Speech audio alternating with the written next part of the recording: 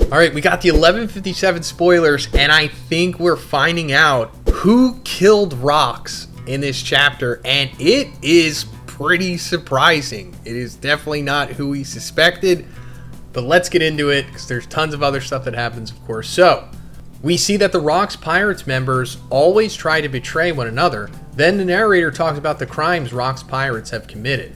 So, we did know this beforehand about the Rox Pirates. Implications about them betraying one another, and Kaido and Big Mom saying like, hey, don't trust people on your crew or whatever, it's bound for them to ultimately betray you, something like that. I'm paraphrasing, but the notion of this was always there, and I guess in this chapter we might be seeing like who betrayed who, or who did what, or what happened. Also about the other crimes that they've committed, which of course is plenty, it goes without saying. Harold saved someone from one of Elbaf's ally countries from the world government agents, and that damages the relationship between Elbaf and the world government. So yeah, we're not finding out exactly who is being saved by Harold here, but it's one of Elbaf's ally countries. I mean, I guess we know some of them, but it would just obviously be a wild guess at this point.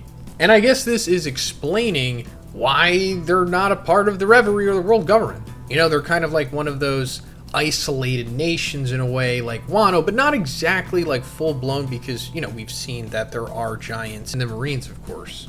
Wano more so isolated. But we don't see like the king of Elbaf or whatever show up to the Reverie, is what I'm saying. And this is probably partly because of that. Rox returned to Elbaf and talked with Harold at Ida's bar. Loki was spying. Harold still refused Rox's offer to join him. So this is hilarious, the continuing bromance saga between Rox and Harold. So in case you need a refresher, Rox encountered Harold at the Reverie years before this moment in the flashback. And they like clashed just randomly because they were just, you know, on the trajectory of encountering each other from, you know, the past they were running.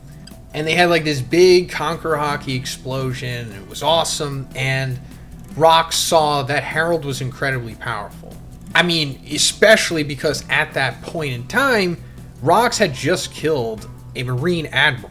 So that means that Harold was very likely, you know, equal to or greater than strength into that guy, if, you know, he made Rox so obsessed with him.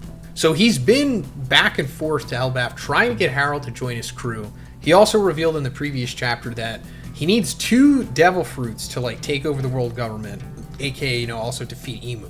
And one of them, like, he needs to have Harold eat it to bring out the full potential of it, which is probably the legendary, you know, devil fruit of Elbaf that Loki currently has. But still, Harold refusing him, and that's probably going to play into what we're going to be talking about at the end of the chapter here. In Marine HQ, Garp asked Kong to allow Giants to join Marines because they need Giants' strength. But Kong said that he cannot do that because it is something that only the world government can allow, and they talk about the Rox Pirates too. Alright, I can't wait to get the full summary of this chapter so we can see what they're talking about with the Rox Pirates, but this is, I think, the second instance of Kong showing up in the series. That's fascinating. We were actually talking about him recently, me and Sai, with like powerful people in the series that we don't really know anything about. And Kong was one of them. So Kong is currently the commander-in-chief, which is just, I don't know, some like rank that doesn't really matter. It's like in between maybe the Holy Knights and the Fleet Admiral, or maybe even between the Gorosei and the Fleet Admiral, possibly. Not really sure, but it's implied that Kong is above the Fleet Admiral in ranking because he was the Fleet Admiral at one point. I'm pretty sure at this point in time, he's probably the Fleet Admiral. Garp, of course, a Vice Admiral. He never becomes full-blown Admiral, but at this point, it's definitely Sengoku. And then, you know, depending on what canon you want to accept into your own headcanon, Zephyr would be as well. But yeah, I don't think Zephyr actually exists in the real true continuity of the story yet. He's just kind of in that movie. But clearly, something happens that eventually allows the Giants to join the world government and the Marines, because in the future they have them. You know, Saul, Oimo and Kashi, etc. Shakky arrived to Hachinosu. She quit the Kuja Pirates and came to set up a bar on the pirate island. Rox Pirates fell in love with her. including Rox and Whitebeard. Alright. Shakky's bar became legendary, and people called Shakky the treasure of Hachinosu. The scene is funny. Everyone is looking at Shakky with their hearts popping out of their bodies and have heart highs.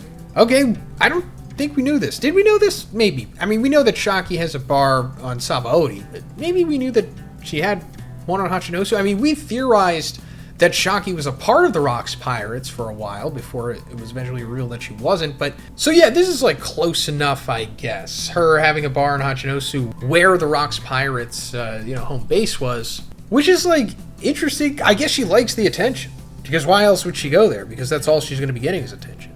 And also, I don't know, maybe it was like her way of like messing with the Roger Pirates too or something, because obviously Rayleigh is like her guy. And maybe this can explain more of why she possibly winds up with Rayleigh, or something else that happens with the Rox Pirates. Because there has to be like a special reason why she chose Hachinosu. Or was it just like the big happening place at this time? And that's like the explanation possibly. Because, quitting the Kuja Pirates is like a big deal. It's not like, trading a team or something. Or maybe she did this to avoid the lovesickness possibly. The chapter ends in Marijois. The 5 elders sent a message to Harold, telling him that they will allow Elbaf to join the world government if he kills Rox. Breaks next week. So wow, that's a twist, right? I didn't expect this to happen at all. I've been talking about it for a while. I thought, it was Roger and Garp, and then possibly even Garling, that played maybe collectively into the death of Rox. And I still do think that's partly true, possibly, but now it's looking like Harold was the guy who killed Rox in exchange to have Elbaf join the world government.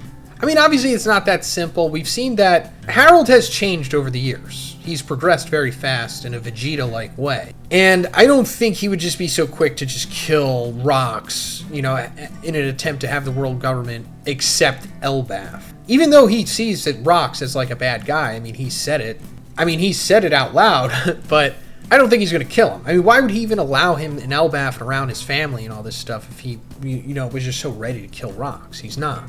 He doesn't trust Rox, but, he's not going to just murder him. I mean, it seems like Ida has truly changed Harold. Now, I'm not saying it's off the table entirely. It is very possible that Harold is the one who winds up killing Rox. I mean, he is strong enough, as we've established. He is, capable of doing it probably. I'm not saying it's going to be easy, but if there's anybody at this point in time in the story who can kill Rox besides Emu, it's probably Harold.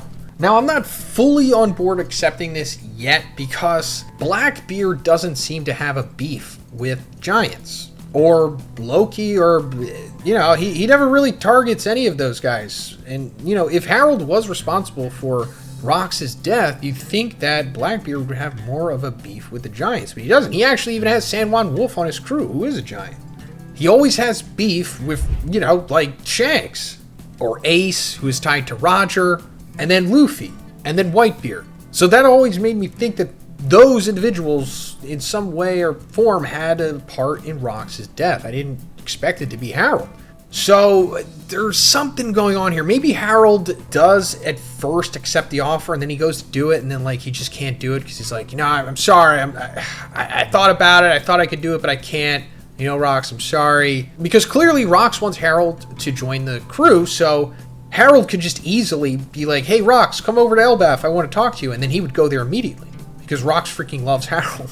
And then that would just be an easy way to kill him. I mean, he could just poison him. He'd be like, hey, let's have a drink. He wouldn't even, have a second thought about it. He would just guzzle that down and just probably die. But I don't think it's that simple. I do still think that Garling has something to do with this, because why does Blackbeard hate Shanks? I don't know. Let me know in the comments what you guys think. Do you think Harold killed Rox? Who do you think killed Rox? Did Rox even die? I don't know. Let me know. And if you like the video, guys, please give it a like and please subscribe if you haven't already. Have a great day, and I'll see you in the next one.